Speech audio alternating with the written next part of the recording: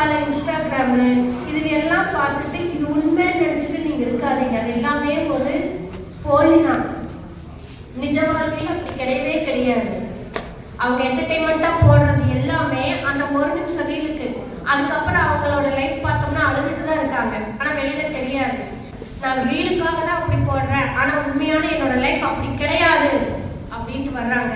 அதனால உண்மைய போலின்னு நினைச்சுக்கிறோம், போலியானத உண்மை நினைச்சு நம்ம வாழ்ந்துட்டு இருக்கிறோம். இந்த மாதிரி அறிவை நீங்க பிரிச்சு பார்க்க தெரியணும். ஒருத்தர் ஒரு தகவலை உங்களுக்கு கொடுக்குறாங்க, ஒரு 10 நிமிஷம் தான் ஜாலியா போய் டீ சாப்பிட்டு போலாமே அப்படின்னு தான் பழக்கம் ஸ்டார்ட் ஆகும். அது தேவையில்லாத நட்புக்குள்ள போய் சிக்க வைக்கும்.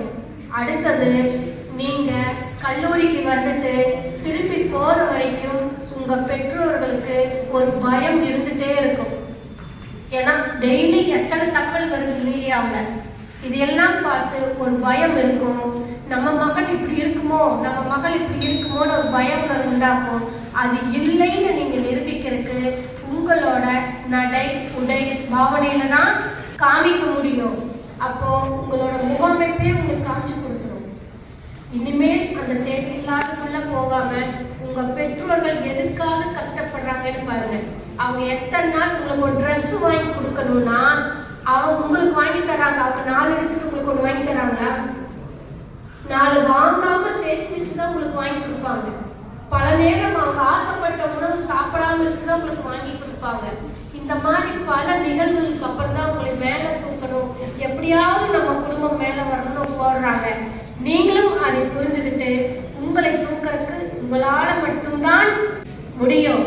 இன்னொருத்தர் தூக்கி தூக்கியே விட்டுட்டு இருக்க மாட்டாங்க, ஒரு ஸ்டேஜுக்கு தான் பார்ப்பாங்க. ஏன்னா பல குடும்பங்கள்ல பாருங்க, உதவின்னு போய் கேட்டா செய்ய மாட்டேங்கிறாங்க. காலேஜுக்கு ஃபீஸ் கட்டணும், ஸ்கூல்ல ஃபீஸ் கட்டணும்னு கேட்டா உதவி செய்யறாங்களா ரிலேஷன்ஸ்? என்ன சொல்றாங்க கேட்டா? எங்கிட்டயே இல்ல. ஏன்னா அவங்க செய்யற உதவி இவங்க என்டர்டைன்மெண்டா செஞ்சுட்டு போயிடுறாங்க, பயனற்றதா மாத்திடுறாங்க. அதனாலதான் பல குடும்பங்கள் உதவி செய்யாம விலகி போயிடுறாங்க. இதனால பாத்தீங்கன்னா உண்மையா இருக்கிறவங்களுக்கு அந்த வாய்ப்பு உதவிங்கிறது கிடைக்காம போயிடுது. அகாடமி லேர்னிங் இது வரைக்கும் படிச்சுட்டு வந்தோம்.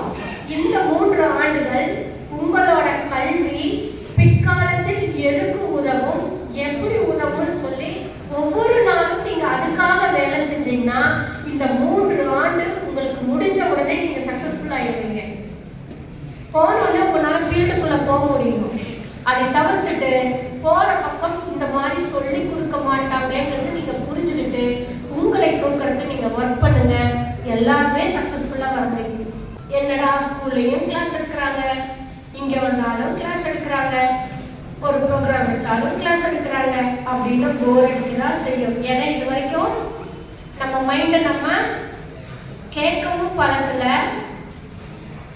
செயல்படுறதுக்கும் பழக்கல, என்டர்டைன்மெண்ட்டுக்கு மட்டும்தான் பழக்கி வச்சிருக்கிறோம்.